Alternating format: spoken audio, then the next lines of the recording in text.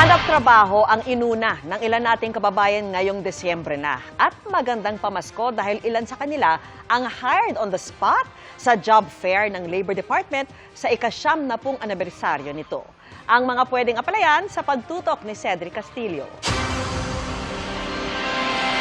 Dahil sa kapansanan, lumaki raw na takot humarap sa tao si John. Pero ngayong kailangan ng magtrabaho. Ang inaplayan ko pong trabaho, merchandising o kaya promodizer.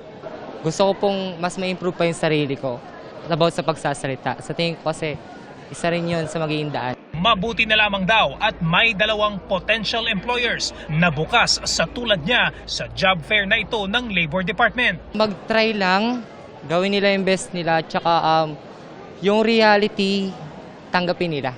Ang padre de pamilyang si Eduardo naman, pinoproblema na ang panghanda ngayong Pasko. Pero wala pang 5 minuto sa pag-a-apply. He is hired on the spot and congratulations, sir, ha? Galingan mo. Ano yung nakita niyong opening? Delivery helper po, tsaka po helper po, driver. Tapos pag upo ko po, sakto po, natanggap po agad ako. Ready na kayo magsimula? Ready na po kasi magki-Christmas po, kailangan po ng income.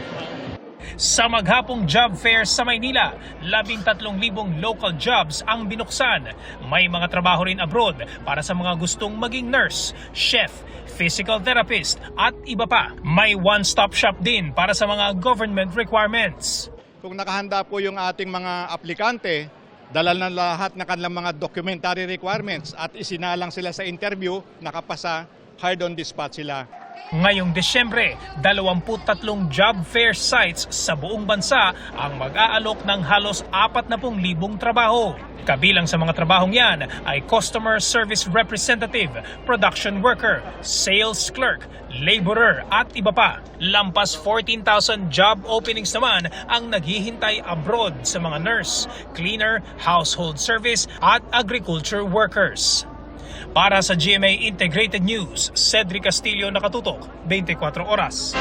Mga kapuso, kasama nyo kami 24 oras. Mag-subscribe sa GMA Integrated News sa YouTube. Sa mga kapuso abroad, bisitahin ang GMA Pinoy TV at www.gmanews.tv.